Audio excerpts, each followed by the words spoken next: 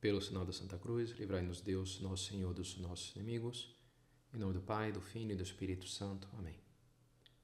Meu Senhor e meu Deus, creio firmemente que estás aqui, que me vês, que me ouves. Adoro-te com profunda reverência. Peço-te perdão dos meus pecados e graça para fazer com fruto este tempo de oração.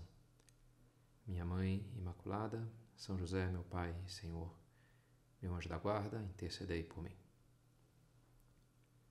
Jesus chorou. Então as pessoas disseram: vede como ele amava Lázaro. Em geral, o ser humano pode ser bastante enigmático. As pessoas podem ser difíceis de ler, de entender, o que a pessoa está sentindo, o que ela está pensando. Mas o choro costuma ser uma expressão emocional bastante intensa, costuma ser um bom indicador dos nossos sentimentos mais profundos. E é o que a gente vê acontecendo aqui nessa cena de Betânia comovente. Jesus chora. Primeiro ele se encontra com Marta e ele dialoga com ela sobre a morte do seu irmão Lázaro, e fala da vida eterna. E depois vem Maria, talvez a irmã mais jovem, mais emotiva, que chega chorando, e Jesus também tem um diálogo com ela de lágrimas dessa vez, Se deixa comover por aquela tristeza dos seus amigos. E assim, de alguma maneira, ele revela também o quanto amava Lázaro e o quanto amava, Marta e Maria. Porque o choro é algo revelador. Nesse sentido, achei significativo o que aconteceu no momento de despedida de São José Maria, na sua estadia no Brasil, no dia 7 de junho de 74, portanto, vai fazer 50 anos, a gente está celebrando isso, porque se juntou um grupo perto ali do estacionamento, onde estava o carro que ele ia pegar, e a ideia daquele grupo era cantar uma música enquanto São José Maria pegava, subia no carro e tal, carregava as malas. Uma música, inclusive, que falava da fidelidade, uma música até que tinha um significado. Só que a coisa não foi para frente, porque em pouco tempo, quando chegou de fato São José Maria, foi entrando no carro, cumprimentou o pessoal, todo mundo começou a chorar. Então aquele coro ali meio improvisado não foi muito para frente, porque estavam todos muito emocionados. E é interessante que tenha acontecido isso, me parece que demonstra o quanto a marca de carinho, o impacto que esses dias de São José Maria aqui no nosso país tinha deixado naquelas pessoas. Tinham ficado muito mexidas, sobretudo aqueles seus filhos espirituais, suas filhas espirituais, que puderam conviver mais intensamente com ele. E por quê? A quem a gente poderia atribuir essa marca, essa intensidade da tristeza, inclusive na despedida? Eu acho que dá para remeter a duas coisas. Primeiro, a sua santidade. Os santos transmitem uma coisa diferente ao seu redor. Não é à toa que a gente representa eles com uma auréola, porque indica que, de alguma maneira, aquele amor de Deus que eles levam dentro, no seu coração, na sua alma, aquilo transborda, acaba transbordando, acaba deixando uma marca nas pessoas à sua volta. Conhecido o caso daquele senhor que, depois de ter visto ou falado com o cura d'Ars, dizia: eu vi a Deus num homem. Sentiu, de certa forma, a presença de Deus no cura d'Ars, em São João Maria Vianney. E esse amor de Deus certamente se tocava em São José Maria, porque era apaixonado por Deus, um santo. Mas, ao mesmo tempo que ele era muito sobrenatural, muito divino, ele era também muito humano. Se ele transmitia muito amor a Deus, também transmitia um grande amor às pessoas que passavam por volta de si. Esses dias, essa semana, eu escutava uma entrevista com uma mulher que escreveu um livro sobre carisma, estudou a questão do carisma, como ter carisma. E eu achei interessante, a tese fundamental dela é que uma pessoa tem carisma quando ela consegue transmitir iguais parcelas de competência por um lado e calor por outro. Esses são os dois elementos, os dois ingredientes, segundo ela estudou e transmite essa ideia, Competência e calor. Porque uma pessoa sem competência, uma pessoa incompetente, não tem carisma, porque não desperta insuficiente interesse nos outros, por si mesma. As pessoas não esperam que vão receber algo daquela pessoa, então não lhe prestam muita atenção. Então, não é necessária a competência. Mas também uma pessoa pode ser muito competente, mas se não tiver calor humano, acaba virando uma pessoa distante, quem sabe até com algum prestígio, algum respeito, mas não vai constituir realmente uma pessoa carismática, né? Essas pessoas que arrastam, que atraem, que levam, que movem as massas. Isso não é carisma. Tudo bem, é algum prestígio, o carisma tem que ter as duas coisas. E São José Maria tinha. Tinha conteúdo e comunicação. Tinha uma mensagem maravilhosa de amor a Deus que ele carregava dentro de si e depois ele conseguia comunicar isso para as pessoas pelo carinho que ele tinha por elas, pela maneira como ele tratava, como amava também o seu próximo, amava essas pessoas. Recentemente eu revi esse documentário da Lumine sobre a estadia de São José Maria no Brasil, chamado Um Santo Entre Nós, e que tem vários depoimentos. Um deles é o Padre Francisco, que fala diversas vezes, fala diversos aspectos dessa experiência, né, desses dias. E um depoimento um pouco diferente que eu achei interessante é o do piloto do helicóptero que levou São José Maria para a sua romaria que ele fez em Aparecida do Norte. Milton, ou Miltinho eles chamavam, porque era bem jovem naquela época. E é interessante porque ele teve um contato assim bastante curto com São José Maria, né? Aquela viagem. Diz que na viagem nem propriamente conseguiam conversar pelo barulho do helicóptero, mas São José Maria estava lá com a mão nos seus ombros. E aquilo lhe marcou muito para o resto da sua vida. E ele até uma hora ele fala, sempre que eu penso, falo no santo, eu choro. Não sei porquê, mas acontece isso, né? E de fato no próprio vídeo você vê que ele está emocionado. E é interessante isso daí, né? Os anos que eu passei em Roma, cheguei a ter aula com um padre velhinho lá na universidade que eu estudava teologia, Santa Croce, um padre chamado Juan Baptista Torelló. Ele inclusive tem um livro publicado pela editora Quadrante chamado Psicologia Aberta, porque ele, antes de ser sacerdote, ele era psicólogo. Quando ele foi para Roma, já ordenado, inclusive, São José Maria conseguiu uma dispensa para ele continuar atuando como psicólogo, porque ele tinha um projeto de atender crianças carentes, alguma coisa assim. Então, já mesmo sacerdote, ele ainda exercia como psicólogo. Ficou amigo do Viktor Frankl, inclusive apresentou o Viktor Frankl a São José Maria. Mas antes de ir para Roma, quando ele estava lá também com São José Maria na Espanha, ele sabia fazer uns truques de mágica. Então, às vezes, quando tinha uma visita assim, ou um bispo, ou um personagem mais importante, São José Maria gostava de convidar, pedir para ele ir lá fazer uns truques e um pouco, né, entreter, fazer uma coisa meio divertida. E ele fazia, e São José Maria adorava, né, a maneira como ele enganava as pessoas e a agilidade dele, como todo aquele truque que ele fazia. Então ele tinha assim uma coisa, né, a experiência dele com São José Maria tinha sido tão assim marcante, intensa, que depois, 40 anos depois que São José Maria tinha morrido já, né, ele estava dando aula lá na universidade onde eu estava, acho que daria também teologia, psicologia, alguma coisa assim, não lembro agora. Mas quando ele citava São José Maria, ele começava a chorar, no meio da aula. E aquilo me impactou porque, sei lá, um padre, né, velhinho, assim, me parecia muito bem resolvido, assim, com a vida. Mas mesmo ele tinha tal carinho, né, que naquela hora ele falava, ele começava a chorar diante de uma turma ali, no meio da universidade. Interessante, né, a marca de carinho que São José Maria deixou nas pessoas e deixou aqui no Brasil. Apesar de ser espanhol, eu acho que vale a pena, inclusive, esse comentário, porque assim, o jeito espanhol, em geral, não sempre cai tão bem assim para nós, não é verdade?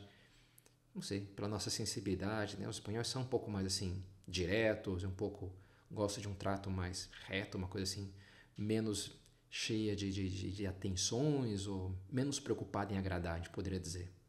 Um espanhol, inclusive, eu ouvi dizer que reclamava dos brasileiros, porque falava, vocês sois unos quedones.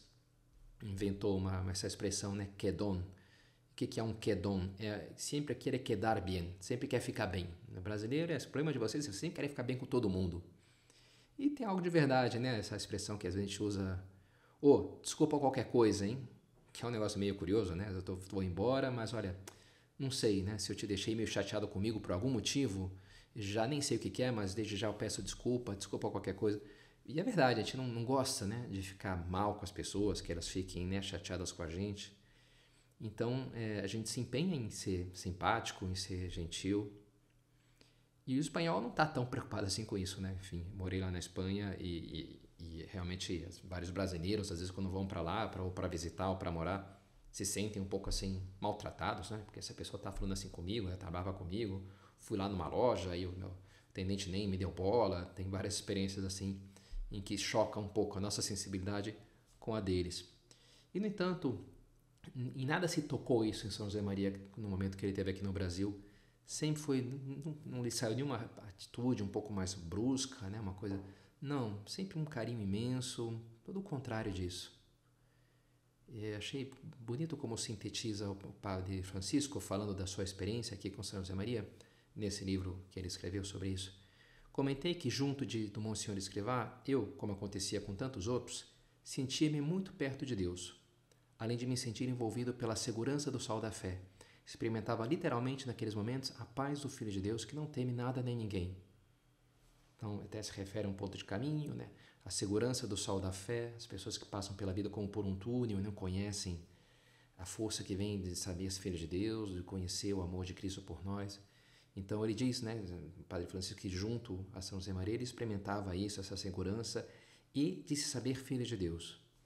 E é interessante o que ele fala em seguida. E agora eu vou acrescentar que talvez os momentos em que eu tenha me sentido mais à vontade na vida, mais contente, mais livre de espírito e sem nenhum constrangimento, foram as horas que passei junto de São José Maria. E é uma afirmação impressionante, né? Pelo menos mais na minha vida, não é só, sei lá, né, naquele ano. Não, na minha vida, qual foi o momento que eu tive mais tranquilo? Sei lá, quando eu tinha 3 anos no colo da minha mãe. Enfim, não lembro como é que era isso, mas dá para imaginar que a gente estava bem tranquilo nessas ocasiões. O Padre Francisco ele diz, olha, na minha vida, o momento que eu estava mais à vontade, mais contente, livre de espírito, sem nenhum constrangimento, foram esses momentos de convivência com São José Maria. E explica, desenvolve um pouco mais. A seu lado estava-se em família, estava-se com o pai, o padre, envolto em confiança, cercado por um carinho sem cerimônia artificial, sabendo-se compreendido, querido e, quando preciso, desculpado, mesmo ao ser corrigido.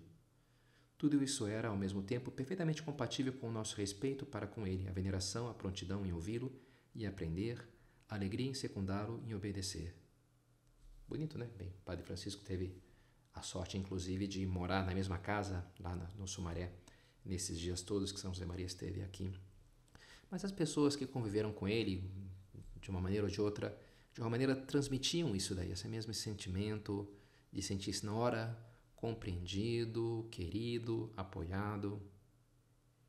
E isso deixou uma marca, não tem como, né? Quando você sente assim que aquela pessoa realmente gosta de você e está ali atenta e quer o teu bem. E quando faleceu São José Maria, a notícia chegou lá em Portugal e Hugo de Azevedo, um livro que foi publicado pela minha Biblioteca Católica, uma biografia de São José Maria, chamada Uma Luz no Mundo, foi publicado no Brasil, foi escrito pelo Hugo de Azevedo.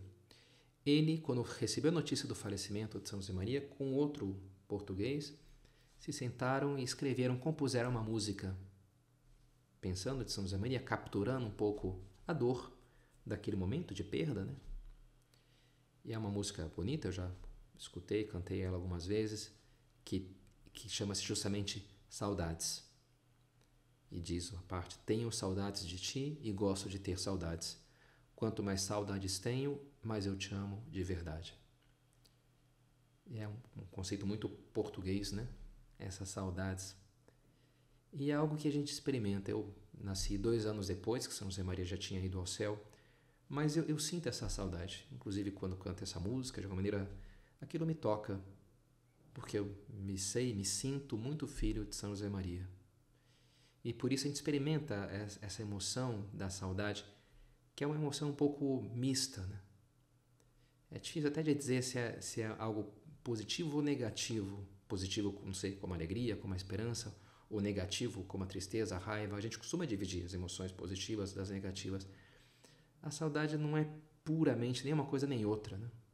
Porque, por um lado, é uma ausência que se sente, alguém que está faltando, digamos assim, mas, por outro lado, é um carinho que permanece. Carrega muito de gratidão de fundo por tudo que aquela pessoa representou para nós, a nossa vida. Então, não há dúvida que é algo está muito ligado ao amor, é uma coisa muito positiva, né? Muito bonita. porque é bom, não há dúvida, ter um pai presente. Mas a ausência pode se dar de formas muito diferentes. É muito diferente se ele não está presente porque morreu lutando na guerra para defender a pátria, para defender a minha família, ou se ele não está presente porque ele abandonou a minha mãe para ir embora com uma outra mulher, né? É uma ausência que é muito diferente, as duas ausências. O santo, quando ele morre, ele deixa um vazio? Pois eu diria, bem, sim e não. Porque, de certa forma, ele deixa um cheio, a gente poderia falar, né? Mais do que um vazio. E é um sentir que me parece muito presente já entre os primeiros cristãos, quando os romanos matavam, martirizavam líderes seus, pessoas, membros daquela comunidade. Eles tinham essa convicção de que, olha, essa pessoa de alguma maneira não nos foi roubada, não é que foi embora, continua junto a nós. Inclusive daí surge, né, a veneração dos mártires, o culto dos santos. Pega a história de São Policarpo de Esmirna, São Inácio de Antioquia, que eram bispos e foram, né, martirizados. Tem relatos do seu martírio, textos muito antigos. E você vê que, por um lado, a tristeza da comunidade lá deles, estão levando embora aqui o nosso pastor, estão levando. E, por outro lado, essa convicção de que, não, eu vou estar com vocês. E que levou, né, inclusive, os cristãos a depois, né, celebrar lá a missa, em cima das tumbas dos mártires, sentindo que eles se faziam presente. Deus não permitia que tivessem levado embora aqueles seus pastores, aqueles seus irmãos na fé. Diz o Cântico dos Cânticos: o amor é forte como a morte. Essa é a convicção cristã. A morte não leva embora as pessoas que a gente ama. Diz São João na primeira epístola: sabemos que passamos da morte para a vida porque amamos os irmãos. Quem não ama permanece na morte. Quem está morto, quem está na morte, quem não ama, o pecado mortal, ainda que a pessoa seja viva para essa vida aqui, a alma dela está morta. E pelo contrário, uma pessoa mesmo que morra no corpo, se ela está em graça de Deus, ela não morre na verdade na alma, né? É essa vida eterna que Cristo veio nos trazer e que de alguma maneira se identifica com o próprio amor, porque Deus é amor. Portanto, a gente pode dizer que os santos no céu estão vivos, mais vivos do que nós até. E porque estão vivos são eficazes. De uma maneira atuam, agem. São José Maria, pouco antes de ir embora aqui do Brasil, ele falava, né? Eu não vou me embora, eu fico. É verdade que fico. Deixo-vos o meu coração com muito gosto. Também preciso de cada um de vós, porque Deus também precisa, ainda que não precisa de ninguém. Ele diz, bonito, né? Como ele diz, olha, eu fico porque tenho que ficar com vocês, porque eu preciso de vocês, porque eu deixo aqui meu coração, vocês conquistaram meu coração. E fico, vou ficar. Inclusive, um pouco tempo depois, quando ele já estava na Argentina e também estava se despedindo da Argentina, do Brasil ele foi para lá e talvez tenha ido para o Chile depois da Argentina, não lembro agora, mas também está esse mesmo clima de despedida, porque ele já está prestes a ir embora. E numa tertúlia que está gravada, eu já assisti algumas vezes, no dia 26 de junho de 74, ele levanta essa questão e fala algo parecido. Ele diz: eu vou embora, mas voltarei, e além do mais, ficarei, me quedarei. E é curioso, né? E as pessoas batem palma. E o que ele quer dizer com isso? Quer dizer que ele vai transferir a sede central do Opus Dei para Buenos Aires ou para o Brasil? Não, né? Acho que não fez isso e acho que não tinha intenção, tinha que estar lá em Roma mesmo. Mas, de certa forma, a profecia se cumpriu exatamente um ano depois, no 26 de junho de 75, que foi quando ele faleceu. E então ele cumpriu essa coisa, né, de estar na Argentina, de estar no Brasil, de estar em todos os lugares. Como é que a gente pode entender essa presença? Olha, eu penso que cada santo tem um céu diferente. Tem alguns que são especialmente fazem milagres. Santa Teresinha dizia, né, que para fazer o seu céu ia ser fazer uma chuva de rosas das graças que ia conseguir. Outros santos estão ligados a ofícios ou lugares específicos, né, os santos padroeiros disso e daquilo. Eu penso que o céu de São José Maria se resume, em grande parte, ao exercício da sua paternidade espiritual, que é no fundo sobre isso que eu estou falando em toda essa meditação, né? A experiência dessa paternidade dele entre nós, que é algo muito forte na vida dele. Quando, nos comecinhos do Opus Dei, nos 2 primeiros anos, ele tinha um pouco de reparo. de se colocar como pai dessa família. Inclusive, quando vê que Deus lhe chama para viver aquilo, para comunicar aquela mensagem, ele até a princípio ele busca onde é que existe aquilo na igreja. Ele demora um tempo até se dar conta que ele tinha que fundar alguma coisa, que aquilo não existia e ele que tinha que fazer. Então ele tinha ele não gostava de protagonismo, ele não gostava do holofote. Então quando começa ali aqueles primeiros jovens a seguir ele não se coloca assim como um pai. É especialmente significativa a troca de cartas que ele tem com Isidoro Zorzano, porque Isidoro tinha sido seu companheiro de estudos em Logronho e tinha mais ou menos a mesma idade que ele. Então, ele pede admissão na obra, se dá conta que aquele é o seu caminho, mas ele mora numa cidade diferente da de São José Maria, não mora em Madrid. E eles trocam, então, muitas cartas. E no começo a gente vê como eles usam a ideia de irmãos. Tanto um contra o outro fala, né? Que se despede dizendo teu irmão e tal, né? Mas, pouco tempo depois, já tanto um contra o outro entendem que não é uma relação de irmão com irmão, mas é de pai para filho. E já se vê como muda o tratamento, né? Meu pai, José Maria, né? E é isso que marca muito como aqueles primeiros outros que frequentam a obra naqueles começos, tem isso muito claro, que São José Maria era um pai. Já no ano de 34, ele mesmo vai deixar anotado: na obra de Deus não há tratamentos. Ao padre presidente da obra se lhe chamará simplesmente assim, padre, sem reverendo, nem ilustríssimo, nem nada. Interessante, por um lado ele não quer, né? Ao reverendo, não, é o el padre, que em espanhol padre é como se diz pai. Inclusive, quando eu morava lá em Porto Alegre, um dia veio um argentino que já frequentava a obra na Argentina e se mudou para Porto Alegre. E ele tocou a campainha e dizia, não, eu queria falar com o pai. E aí quem atendeu ficou meio confuso, né? Como assim? Um pai de quem? Com que pai? Não, eu quero me confessar com o pai. E aí ele entendeu que o argentino estava traduzindo, né? No argentino ele fala el padre, né? Vem falar com el padre. Ah, padre, no Brasil se diz pai. Ah, então eu vou me confessar com o pai. Ele traduziu, só que a gente não, nesse termo não traduz, então ele ficou uma coisa um pouco confusa. Mas no fundo é isso, né? Quando a gente fala, né? Quando as pessoas chamavam el padre, estão dizendo também isso, né? O pai. E era assim, esse foi o título que ele entendeu que ele deveria ter e que ele transmitiu para os seus sucessores. E que já desde o começo brotou de forma muito espontânea naquele primeiro ambiente que surgiu ao seu redor. Nesse sentido, achei que ficou interessante o filme que eu assisti com o título Derby Dragons, Encontrarás Dragões, que depois acho que no Brasil fizeram um corte um pouco diferente e ganhou o título Segredo da Paixão, ou Segredos da Paixão, e que retrata aqueles começos do Opus Dei e as pessoas ao redor de São José Maria, e me parece que capturou bem assim aquele ambiente de carinho, como ele comunicava, né, uma coisa assim familiar e estava atento àqueles seus primeiros filhos.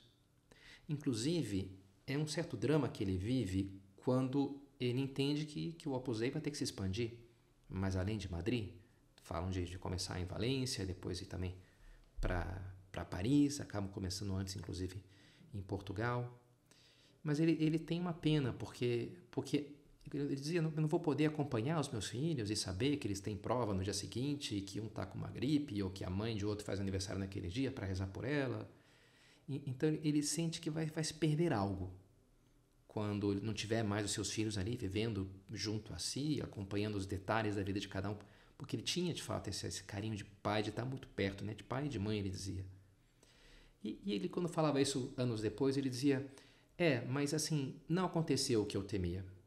Por quê? Porque por uma espécie de milagre, Deus expandiu meu coração e por isso vos amo a todos com aquele mesmo coração com que amava, acompanhava aqueles meus primeiros filhos. Foi uma espécie de expansão da sua paternidade.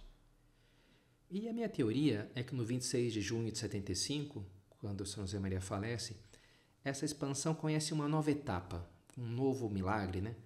Agora ele está em todo o mundo. Agora ele está exercendo essa sua paternidade, sim, em Buenos Aires, sim, no Brasil, sim, no Canadá, no Japão, na Rússia, onde está cada um dos seus filhos e das suas filhas. E acho que Dom Álvaro seu primeiro sucessor, Beato Álvaro del Portillo, ele me parece que ele comunica algo dessa ideia. Por exemplo, na segunda carta que ele escreve, depois de ser já eleito sucessor de São José Maria, ele diz assim, falando sobre São José Maria, ele agora possui o dom da ubiquidade. Deus lhe concedeu. E de alguma maneira faz-se presente na alma de cada um. Ele possui o dom da ubiquidade, uma graça especial de Deus, que Deus deu para ele de estar em todas as partes, junto a cada um dos seus filhos e das suas filhas. Ele se faz presente na alma de cada um, de cada uma, com esses aldabonaços, essas batidas fortes nas portas do nosso coração para que sejamos fiéis. São badaladas vibrantes, mas silenciosas, que nenhum de nós deixou de ouvir. Aqui eu não traduzi o termo aldabonaço. Aldabonaço. O termo espanhol que ele usa, que vem de aldaba ou aldabon, que existe em português a palavra aldraba ou aldrava. Enfim, eu nunca tinha ouvido essa palavra em português, né? Mas significa essa peça metálica, que às vezes pode ser um anel, que fica grudada nas portas, ou ficava nas casas antigas, na porta de entrada da casa, para quem chegar de fora, pegar uma espécie de pêndulo, né, e bater contra a porta, e assim produzir um ruído, fazer às vezes de campainha, né? Você bum, bum, bum, batia assim, para dizer que tem alguém na porta e é preciso ir lá abrir, é preciso fazer alguma coisa, né? E Dom Álvaro evoca essa imagem, né? Aldabonaço, são essas batidas, né? Que nenhum de nós deixou de ouvir, esses toques de São José Maria no nosso coração, que nos pede, né, para que sejamos melhores.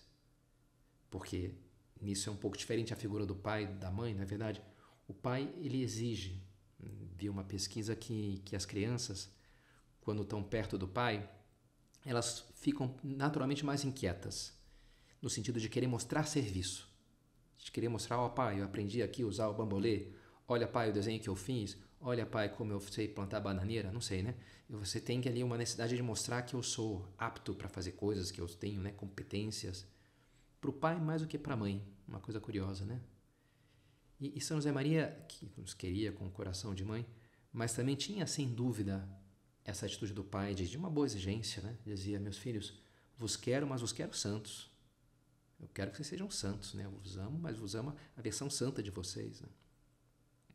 Quando eu estava indo embora de Roma, já tinha também falecido o Beato Álvaro, era o prelado do Opus Dei, o padre Dom Javier Echevarria, que também agora já faleceu.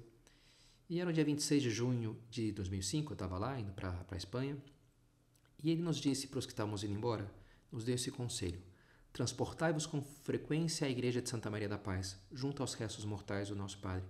São restos mortais de quem se gastou até a heroicidade, de quem não conservou nada para si mesmo. Transladai-vos com pensamento a Roma, sobretudo quando todos notamos a soberba, a comodidade, a preguiça, a sensualidade.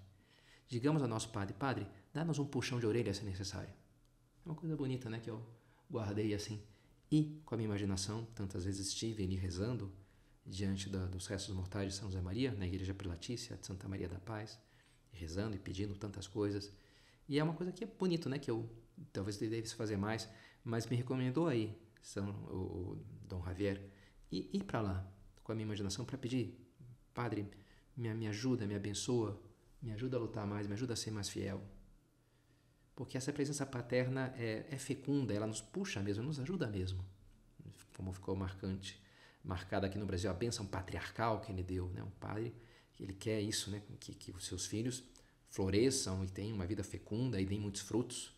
Então ele deu essa bênção, que é estilo dos patriarcas antigos, né? Que abençoavam lá os seus filhos, para que tivessem, né, que multiplicassem os seus rebanhos. E acho muito bonito o detalhe no sítio da Aroeira, essa casa de retiro mais antiga da obra no Brasil, em que visitou São José Maria quando ele esteve aqui, e se colocou depois numa placa de mármore esse versículo do Eclesiástico: Benedictio Patris firmat domum filiorum. A bênção do Pai fortalece, confirma a casa dos filhos.